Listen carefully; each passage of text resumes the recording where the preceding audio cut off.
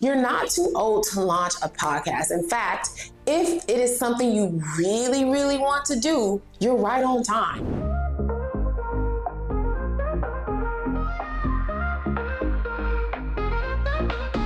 Wake up in the morning feeling like gonna eat my greens, gonna do it right. Hey, are you a part of the 40 plus crew and have you thought to yourself, I really would like to get in on this podcast thing, but I'm too old, or this is something for the youngsters, not me? Well, I would love to give you a different perspective and let you know that you absolutely have not missed your chance. You absolutely are not too old. In fact, that is the biggest lie, and it's stopping you from tapping into one of the most powerful platforms that exist today. All right, so here's the truth. You're in the best position to start a podcast if you're in the over 40 crew. Why? Because you've spent years, maybe even decades, obtaining and building knowledge, gaining wisdom, taking L's, aka lessons, and living experiences that people need to hear about and they can actually benefit from. And while, yes, there are some 20-somethings out there racking up podcast downloads and getting in brand deals, imagine how much more impactful your show could be with the knowledge that you have gained along your journey in this life experience. My business partner and I launched our podcast over 2 years ago, and now we've hit over 100 episodes, and we are ranked number 5 globally in entrepreneurship, you guys. But trust me, we didn't have all the answers when we started, and we were over 40 when we launched. And this video is gonna show you exactly how to launch your podcast, step by step, even if you have zero tech skills and little to no budget. All right, so the first thing you need to do before you launch your podcast, it isn't finding out what mic to buy or what platform you're gonna use. It's who you are talking to. You have to identify your listener avatar. Think about who the perfect person is that you have a solution for them. You know their struggles, their goals, you know their dreams, and you can help them. For example, when we launched our podcast, we designed it specifically for nurses who are looking to shift into entrepreneurship. They were busy professionals, they were juggling family and work, they needed guidance from people who had been in their shoes, and most of the time they were probably going to be listening either at work at the nurse's station or in their car on their way home or going to work. I want you to write down their age, write down their interests and the type of topics that they binge listen to on a Saturday. This will help you create content that speaks directly to your audience. Now, here's a pro tip. Your listening avatar might be you. You have become an expert at something out of a necessity, and now you want to help others who struggle with the same challenges you've had. And you can actually help them overcome those challenges. So you might not have to dig too deep. Your listening avatar may very well be you. Next, I want you to ask yourself, why am I starting this podcast? What is the purpose? And what will listeners gain if they tune in week after week? You have to start with your end in mind and reverse engineer that. Maybe it's not for all people. Maybe it's for construction workers who want to start their own businesses, janitors who want to start their own businesses. Or maybe it will teach them how to manage their finances or improve their mental health. The clearer you are about your purpose, the easier it will be to market your show and attract loyal listeners, because that's what you want, loyal listeners. You don't need a fancy studio to get started. I wish I could scream this from the rooftops. You know what equipment I had when I first started 2 years ago? Can I tell you? An old mic that people use for singing, a TV dinner stand with my laptop propped on top of some of my old, thick nursing books. The truth of the matter is you probably have everything you need right now. You got a smartphone? Check, I'm sure you do.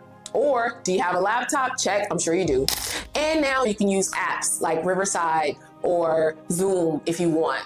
You can look for free software platforms like Audacity to edit and other platforms like Spotify and Podcasters or YouTube to distribute your content. And here's what we love though about podcasting. The barrier to entry is low.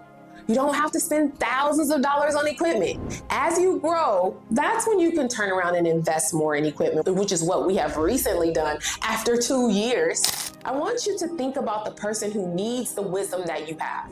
Do you think they care about the tech? No, they care about getting their problem solved. And you care about being the solution.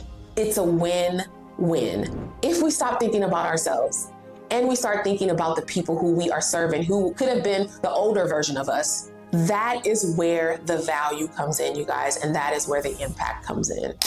Now, let's talk about what to say. One of the biggest mistakes new podcasters make is overthinking the content. You do not need 50 episodes planned before you hit the record button. You gotta think, start small, start ugly. Here's a simple content plan that I'm gonna give you to help you with your podcast. Number one, I want you to write down 5 to 10 topics you're passionate about or you're knowledgeable in. Number two, decide whether you'll do solo episodes, you're gonna do interviews, which is like a broker of knowledge, or maybe both. And for the third one, pro tip, you can be a broker of knowledge. In those areas that you may not be as knowledgeable in, but you know it would add value to your market, you can bring someone in and interview them on a podcast regarding that particular topic. On our podcast, we do that all the time as it provides value to our listeners and it gives our guests an opportunity to tap into our market as well. It's a win-win, mutually beneficial relationship. Our podcast focuses on entrepreneurship. We focus on business tips. We focus on motivation, and our market is nurses.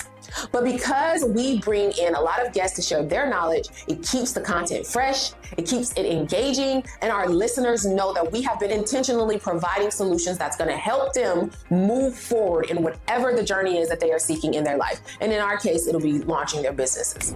Now, once you've recorded and edited your first episode, it's time to publish. All you have to do is upload it on platforms like Spotify, Apple Podcasts. Each of those platforms have resources to walk you through exactly how to do it, and it's not complicated. I want you to remember, promoting is key. So use your social media presence. I want you to tell family and friends. I want you to get in online communities where your target audience hangs out and promote your stuff. Remember, consistency is what builds trust. So the more you show up, the more listeners that you are going to attract to your podcast. Now, once you build a few episodes and gain some traction, you can start thinking about growth and monetization. Now we talking about the money.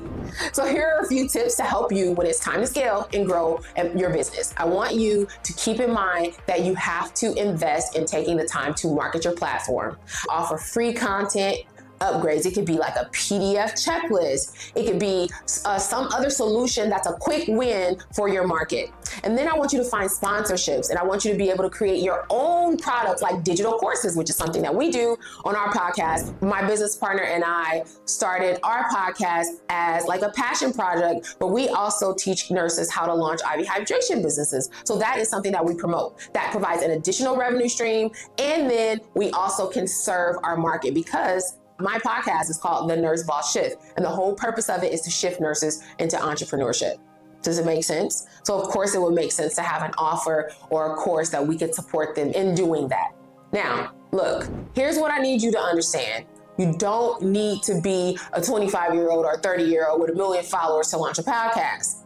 Some of the most successful podcasters started later in life, and as a result, their podcast is full of stories and wisdom and experiences that they're able to share with their market. If you've been waiting for the perfect time, this is your sign. It's not too late. Start messy, start imperfect, but you have to start. Remember, the only difference between those who succeed and those who do not is that those who succeeded kept going in the presence of adversity. I'll leave you with this quote from Bryce Pritchett, who is the author of U Squared. And he says, "Quantum leaps takes bold risks. The only thing standing between you and your podcast is the decision to start." I believe in you, and I cannot wait. Tag me somewhere when you guys actually launch this. If this video gave you the motivation to start your podcast, I would love to hear about it. One way to let me know is by liking this video, by hitting that notification button, and subscribing to this channel. Another way, you can join my free community where I help professionals monetize their knowledge, create impact, and grow and connect amongst like-minded people. Come and join the group, and remember, the goal is to take bold steps to create something new. And if podcasting is your bold step, then that's what you need to do. All right, you guys, I hope this video have inspired you. Again, my goal for 2025 is to be consistent and post a video every single week for you, which is gonna help you get to your next step in entrepreneurship. Until next time, you guys, take care. Bye.